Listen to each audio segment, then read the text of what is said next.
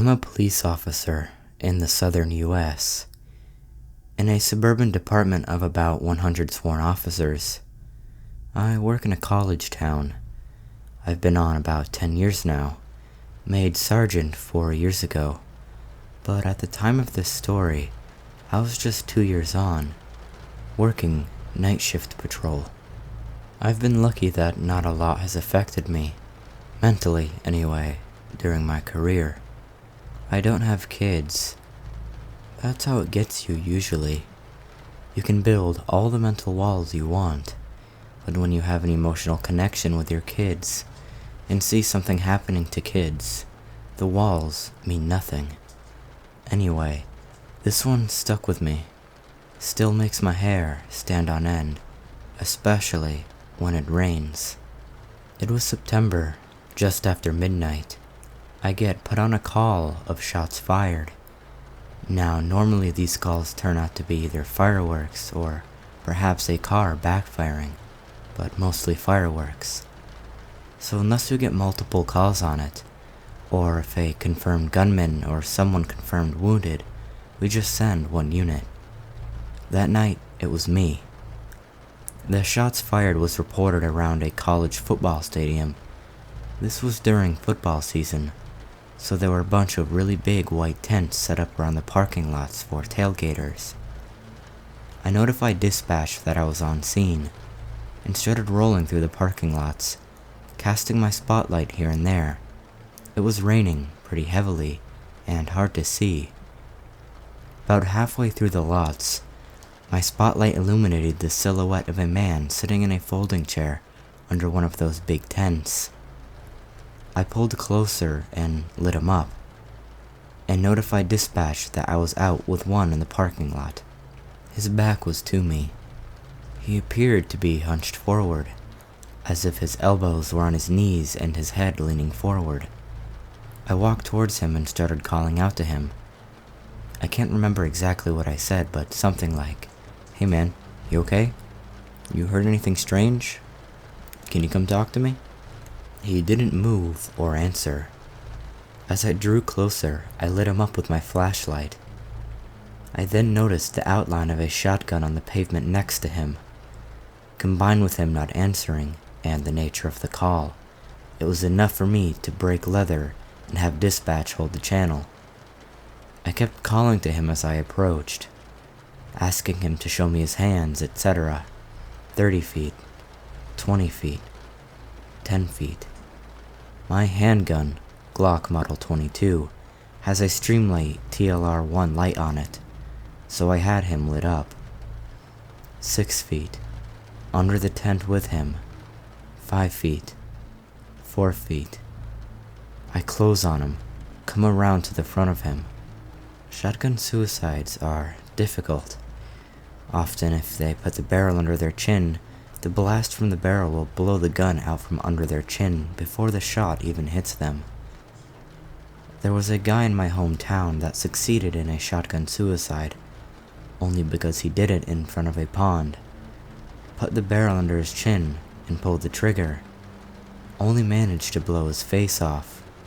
Coroner said he probably ran around screaming through the hole that used to be his mouth before he drowned in the pond.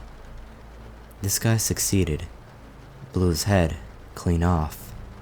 You do this job long enough, you notice funny little details.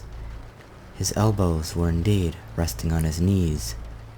It was as though he blew his head off, set the shotgun on the ground next to him, and then leaned forward and rested on his elbows on his knees, to think about what he'd done.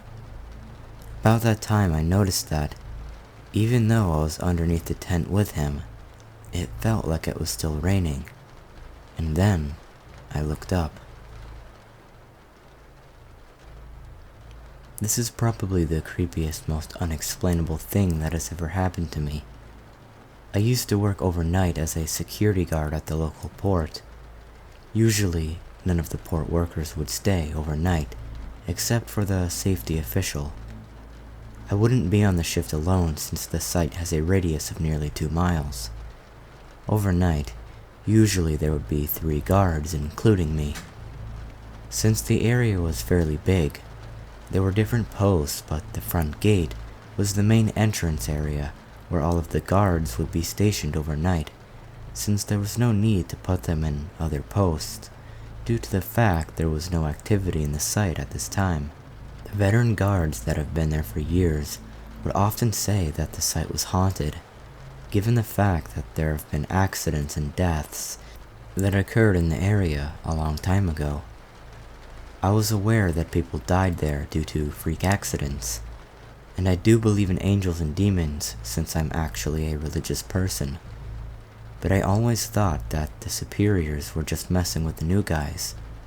I would work 5 to 6 nights out of the week, and for the first few weeks, I never really saw or heard anything out of the ordinary, except for maybe a few questionable creaks, and would see a few misplaced objects while doing my patrol rounds, but nothing too crazy.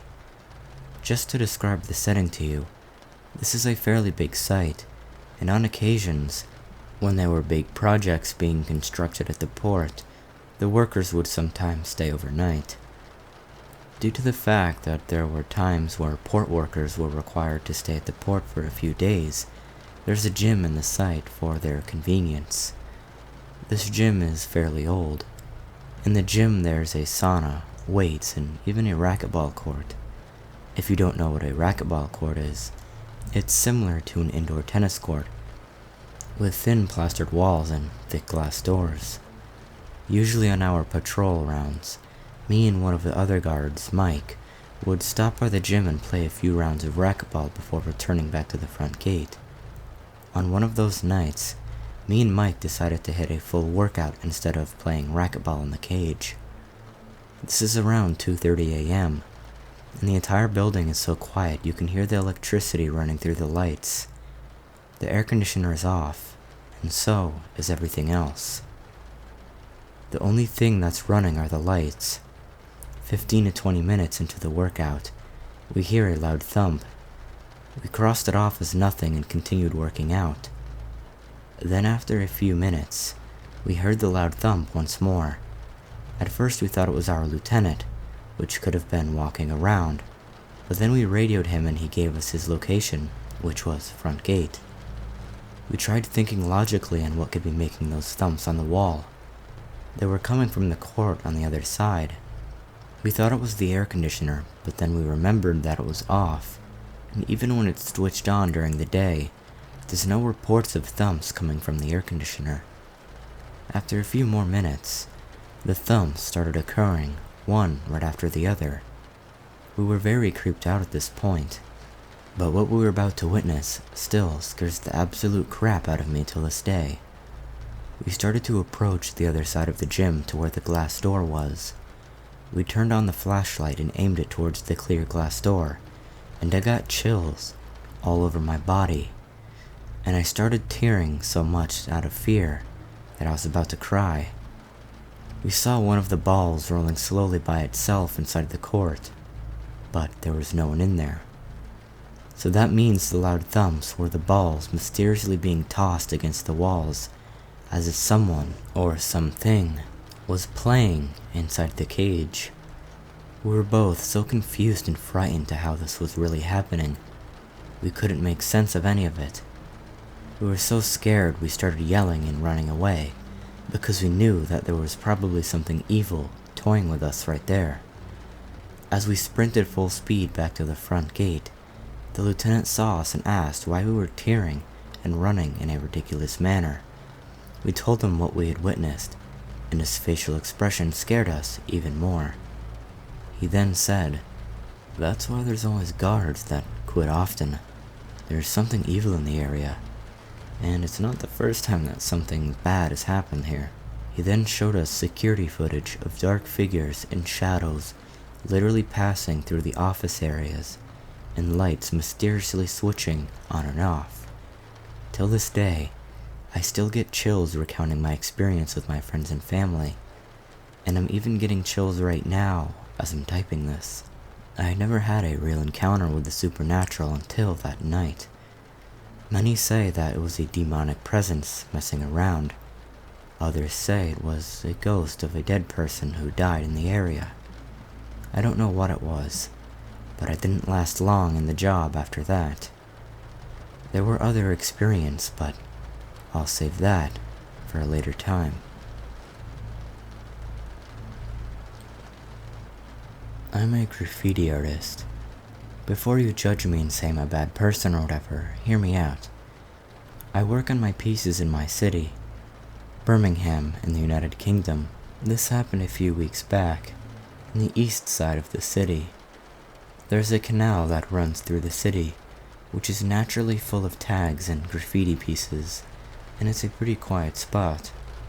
But certain parts of it are visible to the public. It isn't easy to get down into the canal, but me and my friend, who's also into graffiti art, stumbled across a hidden ladder in a rundown car park on the back streets of the east side. We climbed down and realized we could walk through the whole length of the canals. The water was pretty high up on this day, so we had to be careful. After about 30 minutes, we had painted over old, ruined pieces of graffiti, created new tags, and just generally had a good time. That's when we noticed the man standing on the other side of the water. At first we were startled, throwing our cans back into my backpack and getting ready to run, as we thought we were about to get caught. However, the man just stood there. For a long while, I stood, watching him, as he stared lifelessly at us. It was pretty unnerving. The guy had to be about 40 years old with gray hair, but he was standing so abnormally. His legs parted evenly, and his arms parted from his body at his sides.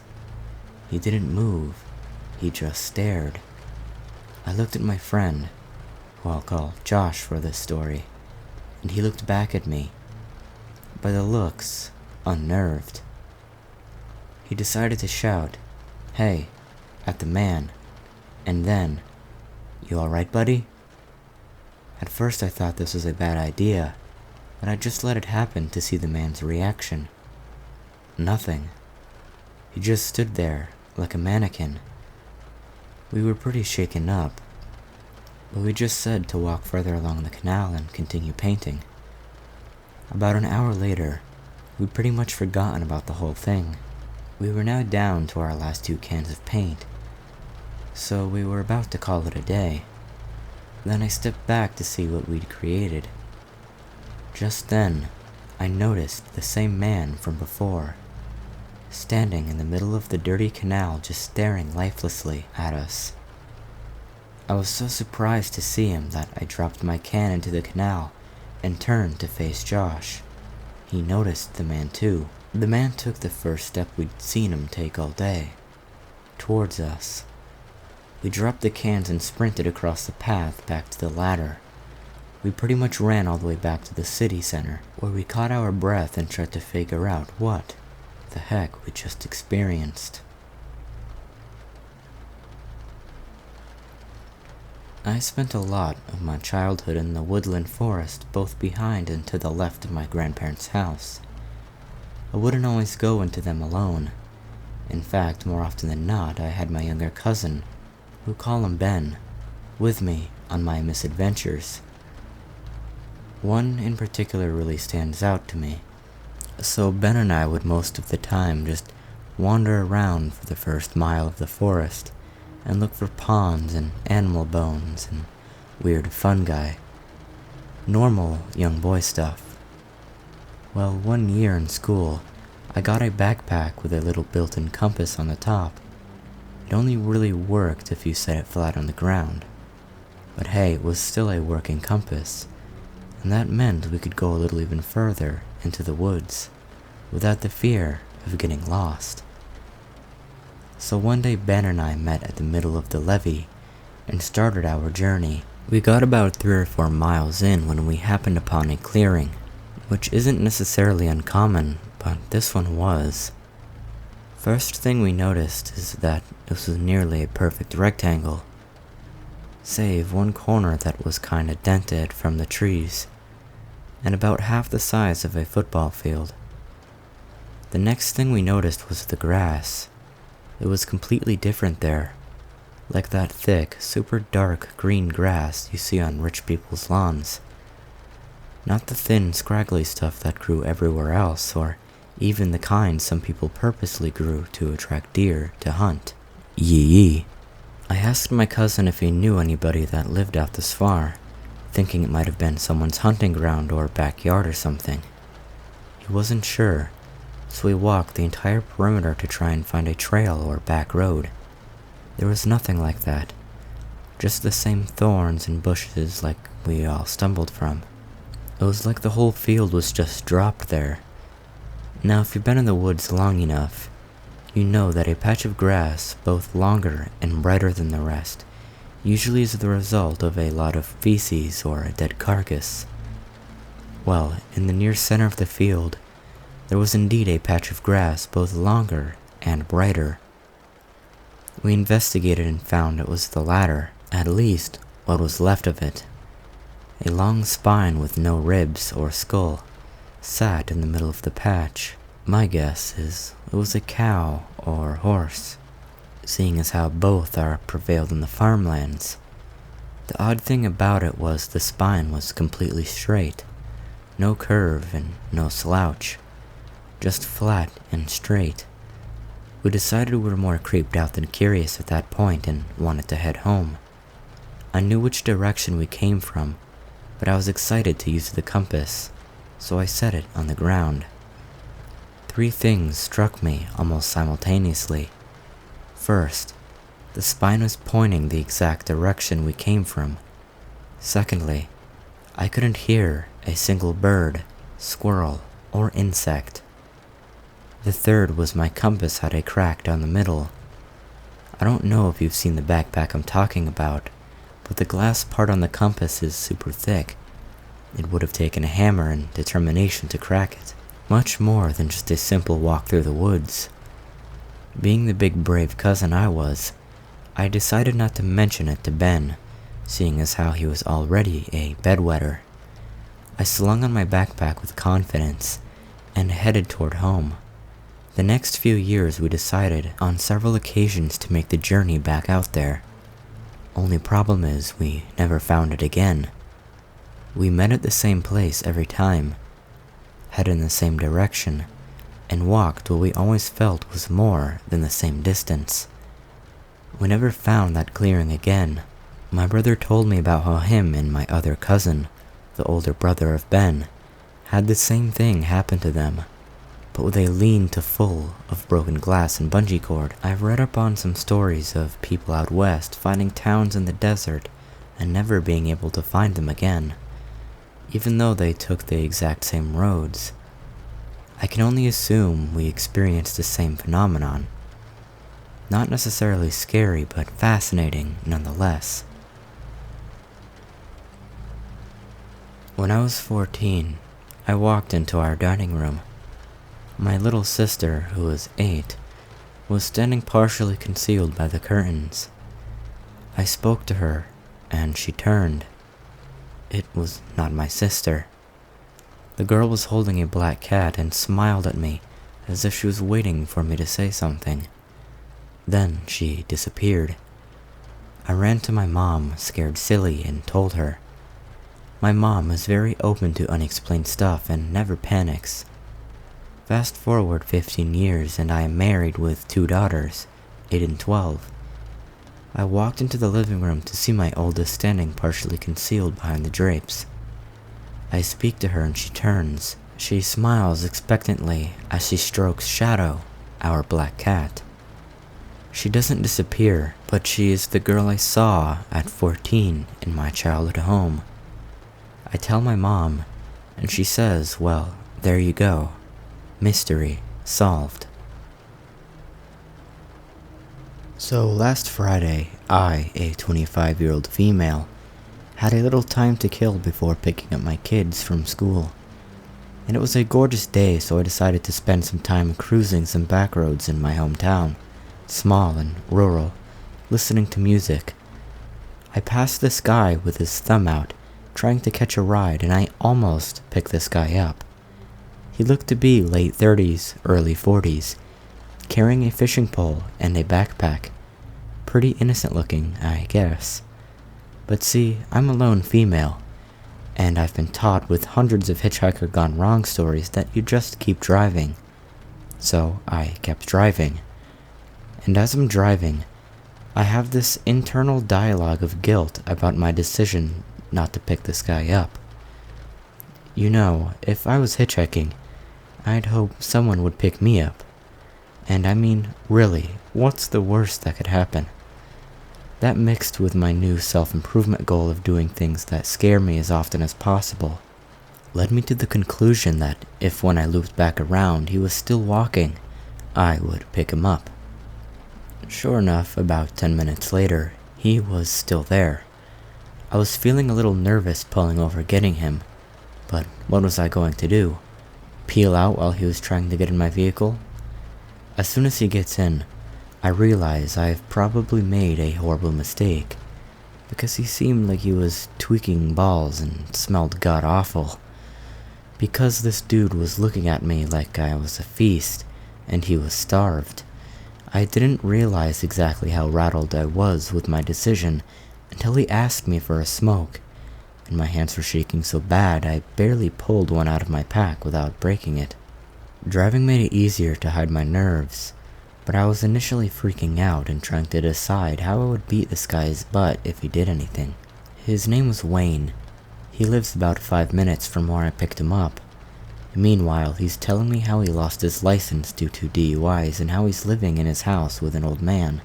He tried to get him to come home with him, but he didn't want to come, etc. He's also trying to talk me into hanging out at his said house and him to come over and drink with him the next day. When I finally get him at his destination, it's a little shack-like thing, surrounded by all these junk cars and stuff. He gets out and is still trying to get me to come inside with him. I tell him no and to leave. I'm feeling really relieved and a little proud that I faced a fear of mine. Fast forward to Monday.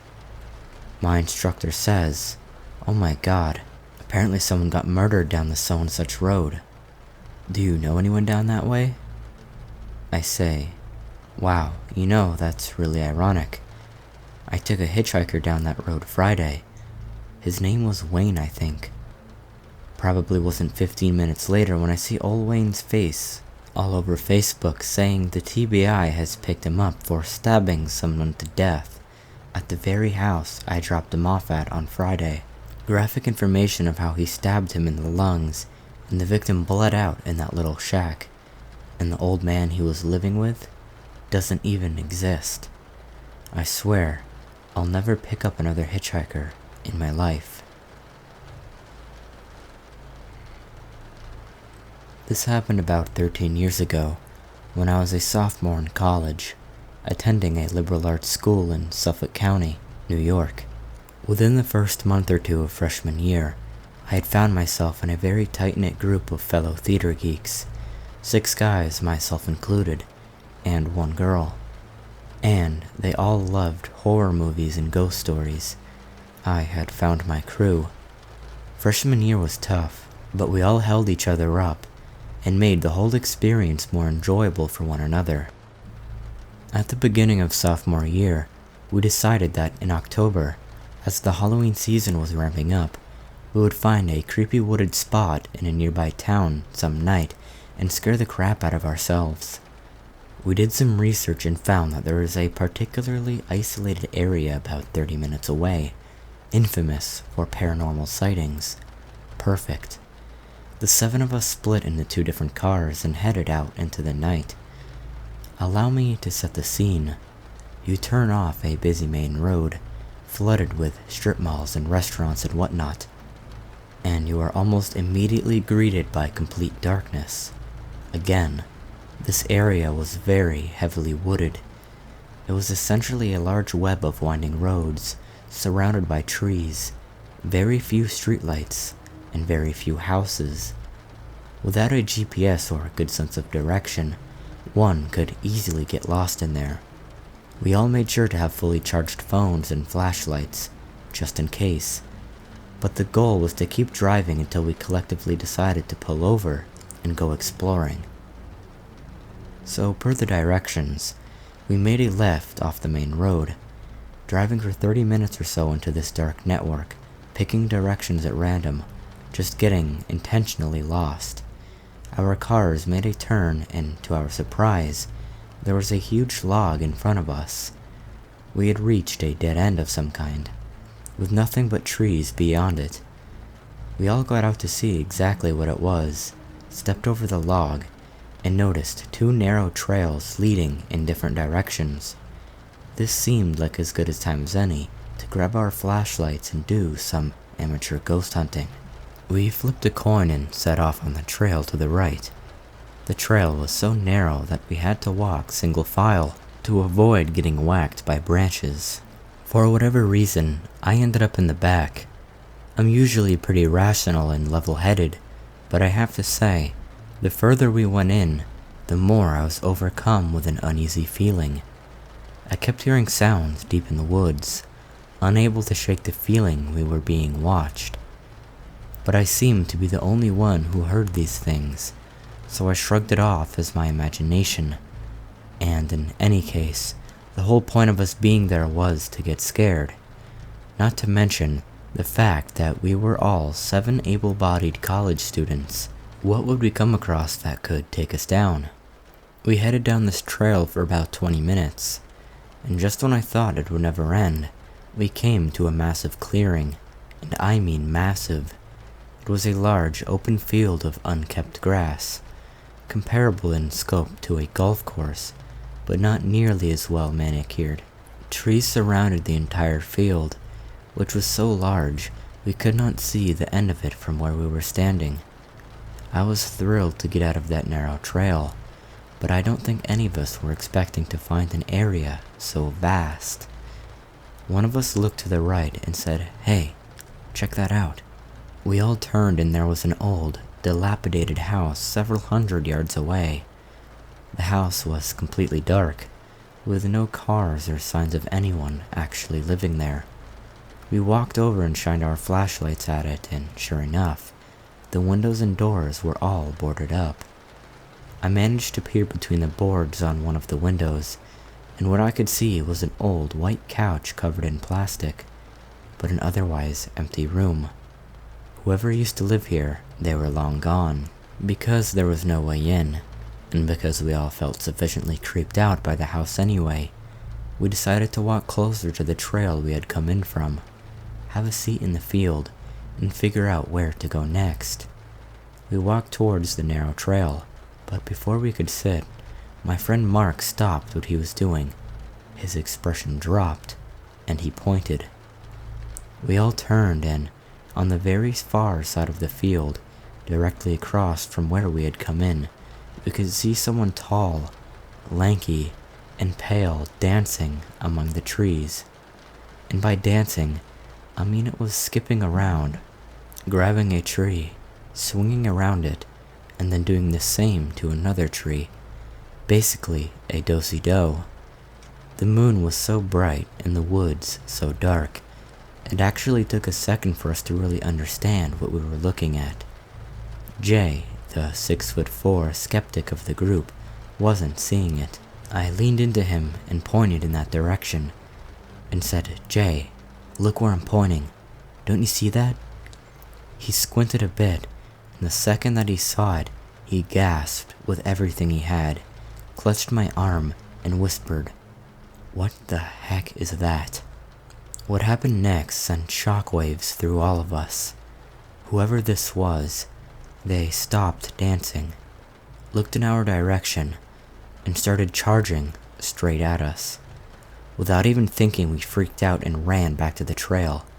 Yet again, Jay was the only one who didn't see what was coming.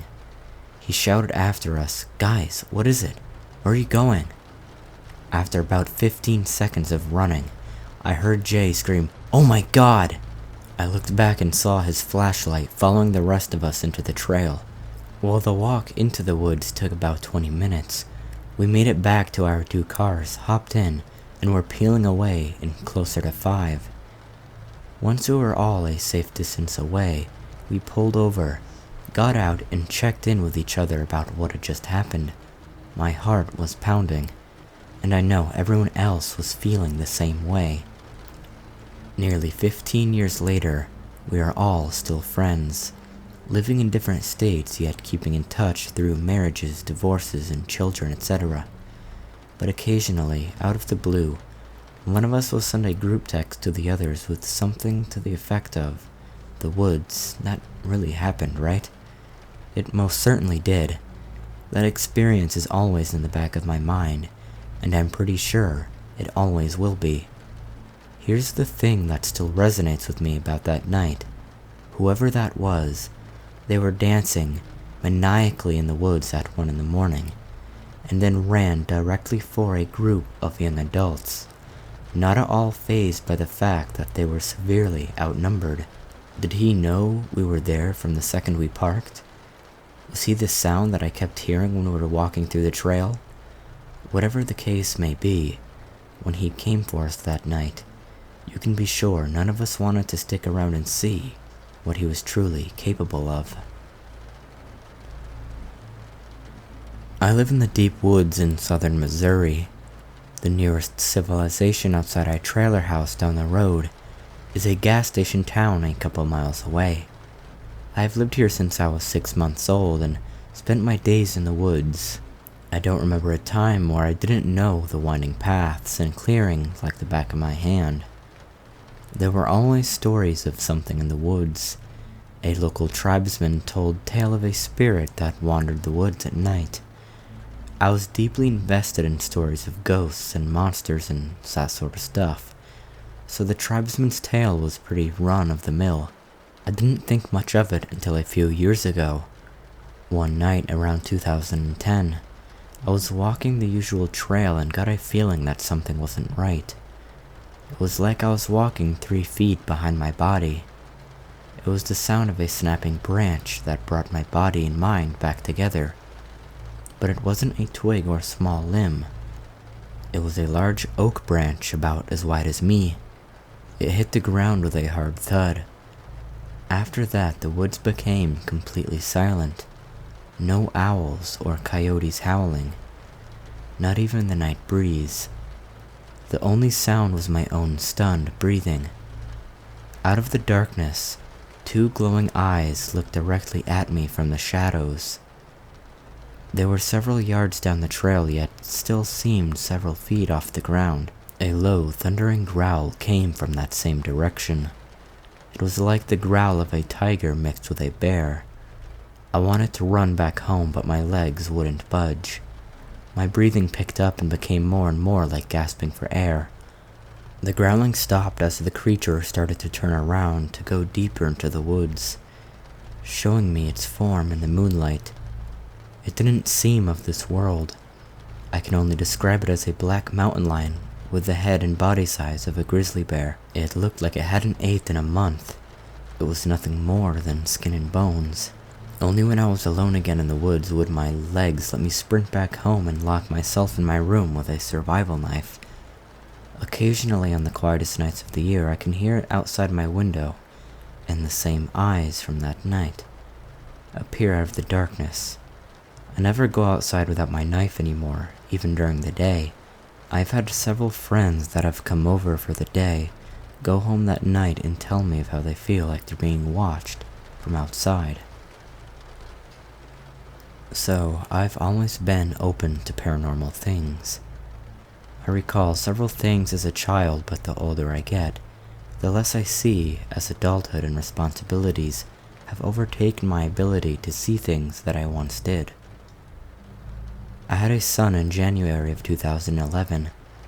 By 2013, when he was almost 2 years old, we moved out of my mother's house and into our own apartment. It was kind of a rushed ordeal, as my mother and I butt heads a lot, and as soon as I had the money, I went to the first available opening. The apartment manager had actually asked me to hold on for our extra 2 weeks because, as she said, some girls were moving to Florida and left the place a mess and it needed cleaning up. She never asked for a credit check, any references, or anything. It was just an, okay, I'll let you know as soon as the rental is up to par. I moved in probably a month after she said that I could have the unit. Upon moving in, I had a strange but comforting feeling. I started out with nothing but a box of toys and a nice blow-up mattress for myself and my almost 2-year-old son to share. It was a 2-bedroom apartment, 1 bathroom, and lots of closet space. Eventually, we made it home. But one day, my son was in the spare bedroom, what was going to be his room, and started laughing, a hearty baby laugh that takes work to muster from any baby really. I walk in and he's staring at a corner and acts as though he doesn't even see me in there. Then suddenly, he stops. Anyone with a child knows this is a little odd. The child will normally look to the source of entertainment, but for my son, just stopped and toddled toward me, as if told to do so. It seemed odd, but I dismissed it.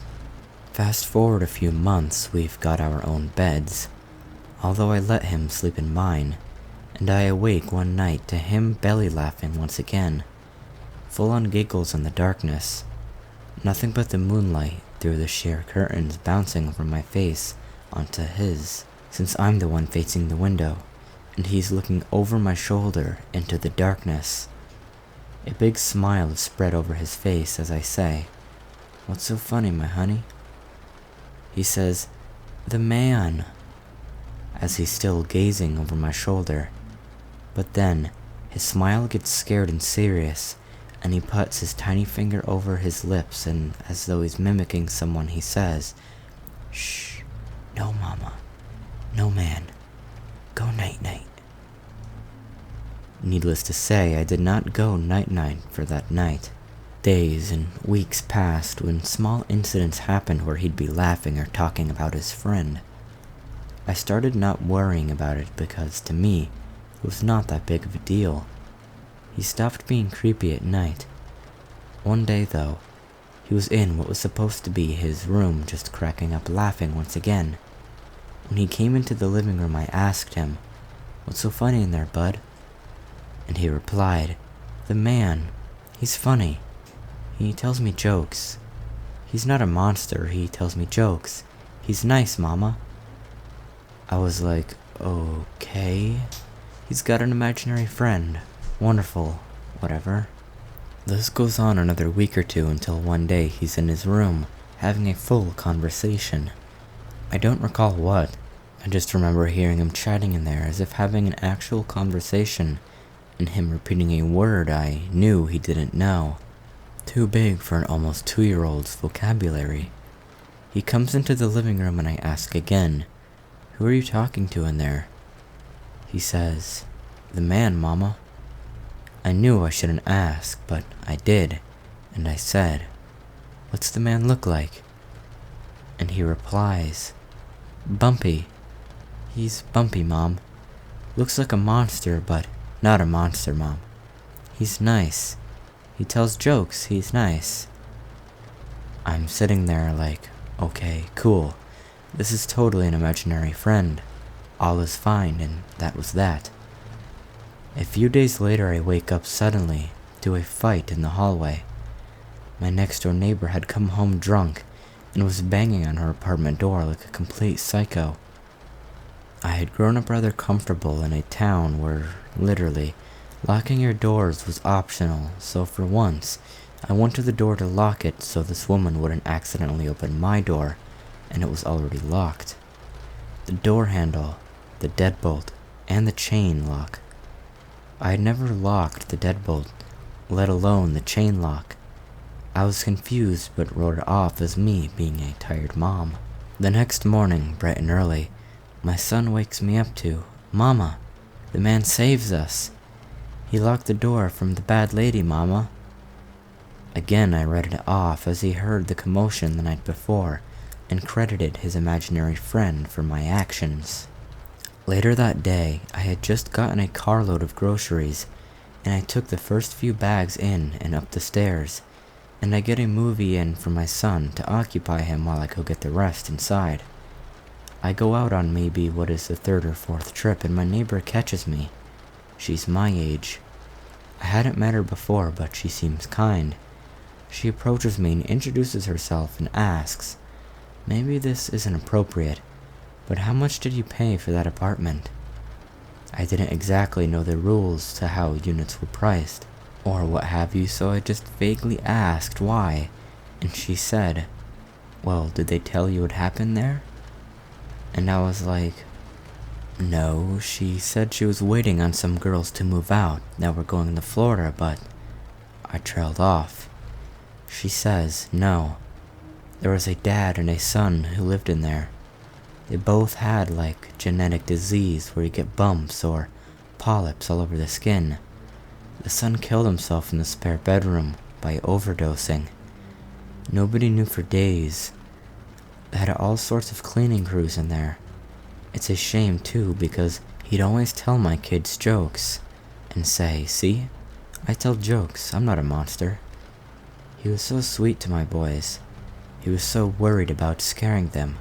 He'd always tell them jokes." So this is another one of my experiences from working as an overnight security guard at the local port. This did not happen to me firsthand, since it happened to one of my coworkers. But since that incident happened during my shift, I would fear to even go use the restroom alone.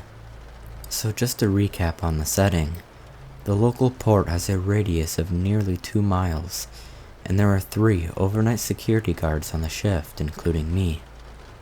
We were all at the front gate post, and it's about the size of a trailer home. The front gate post is separated from everything else on the site: buildings, slabs, offices, the oil rigs, everything. It's the entry point to the entire industrial park.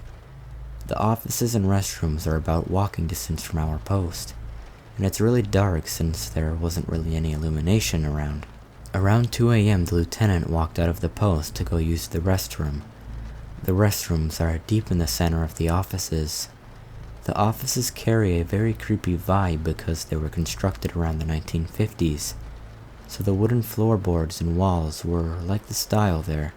About 7 minutes later, me and Mike look out of the post window to find our lieutenant sprinting back to the post. At first we thought it was hilarious since he's a chubby dude, so we found it funny watching him run. Then a realization started to kick in. The lieutenant was the one who let out the fact that this site was haunted. He said that he's seen things, and that it didn't really startle him that much anymore. We slowly began to imagine and wonder what the heck could have scared him so much. I mean, it must have been bad enough for him to be running back in a very hysterical manner. The lieutenant opens the door to the post that me and Mike are in, and we are both speechless and just staring at him while he catches his breath. After catching his breath, he tells us, "This is the last time I will ever use those restrooms in the office building. I was taking a crap in the 3rd stall, and then I heard the door swivel open. I thought it was one of you, so I simply ignored it. But the thing is, I didn't hear any footsteps. I was listening to music, but I paused it to see if I could hear anything. A few seconds went by and nothing, and then I heard the water faucet go off by itself. Then a few seconds later, the air dryer also went off. I finished my business and ran back as fast as I could because I knew it wasn't either of you in there.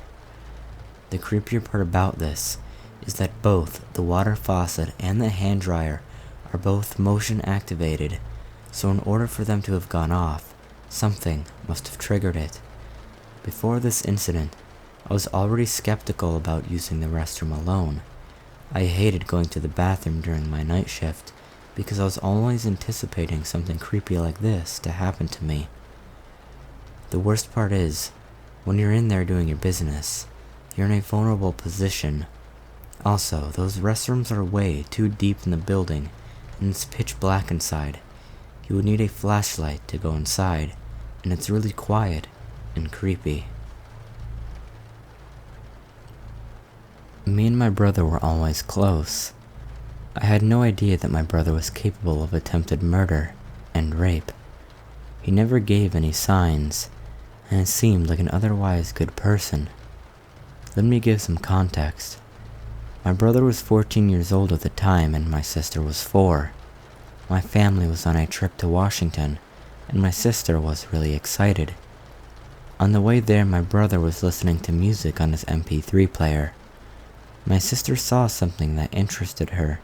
I don't remember exactly what, and she tried to get my brother's attention. My brother couldn't hear her, and my sister, being a toddler, slapped the MP3 player, trying to get it out of his hands. My brother was caught off guard, and he dropped it into the bag of McDonald's he had had. It got covered in ketchup, and my brother started yelling at my sister until she cried.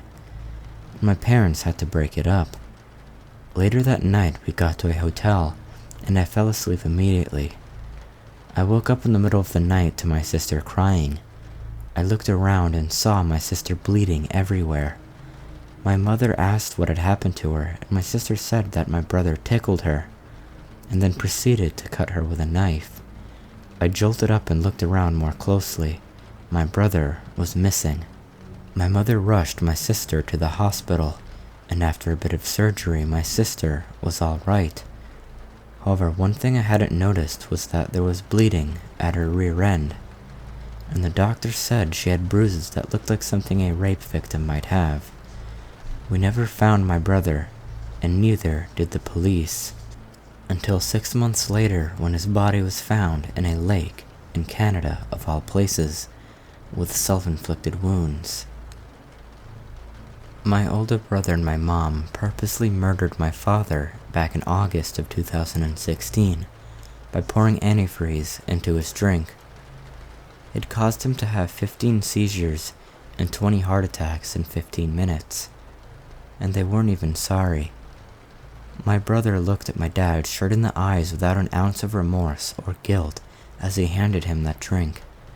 He killed the man who raised him as his own, even though my brother was not his son, and he never hesitated once because it was my mother who told him to do it, all because of money. Sounds unbelievable until you realized who my brother and mother were. Me and my two sisters had been taken from our parents a year earlier due to them being alcoholics. Our mother and brother constantly abusing us and our dad. Our mother would hit us, burn us with her cigarettes, beat my dad because he medically could not work. He had been diagnosed with epilepsy and started drinking because he thought it was less of a man for it. Threw empty booze bottles at us, and even hit me in the head with empty booze bottles so hard that I got a minor concussion because I was trying to get her off of my younger sister. Our brother was even worse. Even tried to legitimately kill us on several occasions. Hit me with an actual car when I was 7 years old, and even strangled me at 9. I had to punch him in the throat to get him off of me, but my sister got the worst of it by far. He had set her on fire twice, thrown a hammer at her head and broken her fingers and toes slowly, one at a time, all in the same year. It was a messed up childhood. Sounds like something straight out of a horror movie, right? Well, I can swear to every god I believe in that this is true. And the worst part about this? They're still walking free. Despite all the evidence we have against them, they are still walking around like nothing ever happened. I'm pleased to say that my brother has been arrested for drug possession, and that him and my mother are being reinvestigated for my father's murder, among other charges. Hopefully they will be put away permanently this time so they can't hurt anyone else. I live in an apartment complex that is pretty upscale. It has plenty of standalone buildings with 4 apartments in each, 2 on the ground floor and 2 on the upper floor. The only thing I don't like is many of the buildings have basements that connect the buildings to each other from the basement doors. All 3 of the other tenants in my building are single girls, and I'm a single man. We usually keep to ourselves. None of us are friends or really talk to each other. I think the 3 girls all have boyfriends, because they're usually gone most weekends. This incident happened about 4 weeks ago. On Fridays I usually will have a few drinks and play some video games, or have a few buddies over. On this particular night I was alone. I played my Switch and had a few strong beers. I was feeling pretty good and was just sitting on the couch in that sort of, do I have another or do I go to bed? I was playing on my phone for a minute when I heard pounding on my door. I froze and sat there, not hearing anything else. I just yelled, "Who is it?" Not an answer. Another loud pounding and I yelled, "Who is it?" No answer again. I started to get nervous and I slowly got up. I looked through my peephole and saw no one. Since I can't see left or right, I wasn't dumb enough to open the door and look, so I just put the chain lock on, which I barely do because it's an instinct for me to lock the deadbolt as soon as I walk into my apartment. Nothing else happened the rest of the night, but I'm semi-sobered up pretty quick. I didn't fall asleep for quite a while, even though I knew I was safe. The next week flew by and I just forgot about it, thinking it was just the girl and her boyfriend who lives beneath me. They were both potheads and I'd heard and seen them yelling and laughing in the parking lot multiple times before. Another Friday night where I'm drinking and playing video games. Suddenly, I heard the booming hits on my door again. This time I shout, "Okay, you're done." I go and grab a knife from the kitchen and as I'm grabbing it, I hear the pounding again. I shout, "Get out of here." As I walk towards the door, pounding my feet so they know I mean business, I fling open the door and I hear footsteps going down the main floor and decide to follow. Then I hear them going into the basement. I stop when I hear that, because there's no way I'm going down there. I run back into my apartment, lock all the doors and go into my porch, knowing I'll see a light go on in an apartment next to mine for whoever just ran home through these basements. No lights come on at all, in any of them. This was about 2 a.m. when this happened.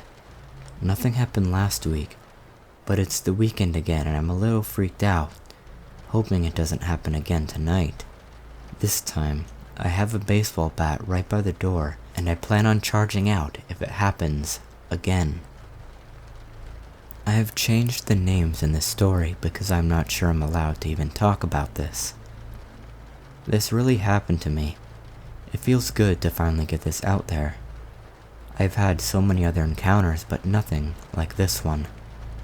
I mean, what would you expect being the only female working in a rural county jail? Definitely not this. So I'm a female corrections officer in a very small county in the Midwest. The county jail I work for houses maybe 25 people. Only one CO is on duty per shift. There's only one dispatcher, and normally only 2 deputies roaming the county. This still gives me chills and this happened months ago. Per usual, I came in on my morning weekend shift. I could hear talking from down the hall, but it was only one person talking to himself. I immediately head into my office and check the computers to see if we had anyone come in the dead of night. There was a new name in the system, so I look over at the monitor to check the cameras and see what this person is doing. He had been in the booking area all night, which was odd. No CO kept someone in there for more than an hour. Since our county is so small, we hardly have anyone come in. I immediately asked our dispatch who this person was. He responded saying that the overnight CO had to leave early for an emergency, and that this person was booked in, but not dressed into his stripes and taken to a cell. Still, this guy was talking to someone that wasn't there. It gave me chills, but being a corrections officer and working for law enforcement, there wasn't much I haven't seen or heard, even in a small county. Especially ours, when we mostly end up with drug addicts and thieves. We do get the occasional domestic violence assault and 24-hour holds for investigation. I told the dispatcher that I was going to make breakfast and make him dress into the stripes after that. I walked through the jail door, radioing in, asking for each door to be unlocked. The dispatcher was pressing buttons so I can make my way through the jail. I end up in the kitchen where all the dry ingredients for breakfast was laid out on the table. I throw on some gloves and I start filling foam bowls with cereal. The kitchen was very close to the booking area, and I could still hear him talking, but now I could understand a little more of what he was saying. "My name is John.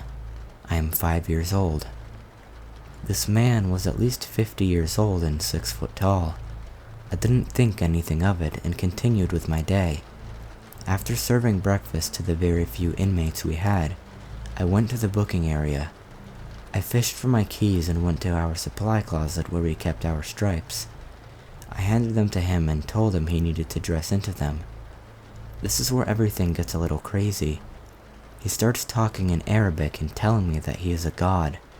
I just rolled my eyes and went on to tell him that he needs to get dressed so I can put him in a cell. It wasn't unusual for people to talk in weird languages. I just assumed he'd smoked some bad meth or something. He responds, "I'm Lieutenant Smith." I nod my head and show him to the bathroom where he's supposed to change. I'm standing outside the door with my gun hand on my taser, because this guy really gave me the creeps. I can hear him talking about multiple 9/11 conspiracy theories and how he is on the run from the FBI. He was talking to himself, but not himself about it. After being in there for about 15 minutes, I radio in a male deputy to wrestle him out of there. Of course, they send me the one that is smaller than me. I'm about 5'5". This deputy has probably never weighed over 100 pounds and is a total rookie on a power trip. He comes into the booking area and kicks open the bathroom door. The deputy grabs the man who is fully dressed in his stripes and forces him to sit on the bench. The deputy motions for me to follow him outside of the jail part, so I did. Mr. Smith has a mental disorder where he has multiple personalities. He was found on the highway going 90 miles per hour and failing to stay in his lane. We assumed he was drunk and conducted a field test, which he failed. Of course, Saturdays is when the crazies come out to play, I thought. The sheriff has been here on the phone all morning. You are not to be alone with him. I nod my head and the deputy and I continue with our day. It was about 2 p.m. when all of a sudden, we heard loud thumps coming from the booking area. I look into the monitor and this guy is literally beating his head against a wall. Then he starts screaming, "Bring that girl back in here. Bring her back in here. I will tear her head from her spine." I am like freaking out at this point. I can hardly talk to him at all. He starts yelling again, "Bring her back in here. She ratted me to the feds. I can hear them." My heart was pounding. No way I was going in there. No way at all. The deputy and sheriff both busted in there. I was watching the cameras. He ran towards them and the sheriff pulled his taser. "Taser, taser, taser," and shot him. He did not go down. "I'm gonna F you up," he kept yelling. The deputy that was smaller than me tried to wrestle him down. The sergeant came busting through the doors, and with all three of them they finally got him down and in cuffs. At this point I came in carrying our most effective strengths we call the wrap. It basically makes the aggressor look like a giant burrito. It's a lot more effective than a straitjacket. He laid there on the booking floor for about 20 minutes before he finally calmed down. Most of what came out of his mouth was nonsense. According to him, he was the chief of police for Los Angeles PD. He told our sheriff he was undercover. He was also head of Secret Service and head of the FBI. In reality, though, this guy was in the army and fought in Iraq. He ended up with some serious mental problems and started cheering on for the other team. They managed to transport him to a local hospital for a 96-hour psych evaluation. A few weeks later, the sheriff called a mandatory meeting with all the other corrections officers. Turns out that the FBI really was after him, and he really was a horrible guy. I came face to face with a terrorist who was killed and wanted me dead, and I survived. This happened maybe 10 years ago when I was in my early 30s. I was standing in line at a local pharmacy to get my prescriptions. This is a small town and I am a regular here, so they know me on sight. I was behind a couple of people in line, and there were a couple of people behind me. I kept feeling a tickle in my hair on the back of my head, but every time I looked behind me, the guy there was a few steps back and looking at the floor. This happened several times by the time I was at the front of the line. The pharmacist told me she wanted to talk about my medication in the consulting room they had there at the time, since converted into a bathroom. I thought this was weird because we both knew I had been on this medication for years and would be for my life. Nothing new. I get back to the room and close the door, and she comes in from the door at the other side that leads from the pharmacy. She told me that the man behind me had been stepping forward, sticking his nose in my hair and smelling, before stepping back and looking at the floor. This shook me pretty badly, as this is such weird behavior, especially in my little town.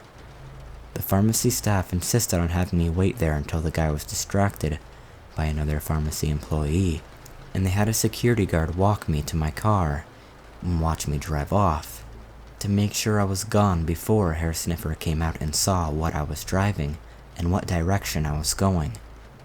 I still use this pharmacy, and some of the same people still work there. I will always be grateful that they took initiative to make sure I was safe that day.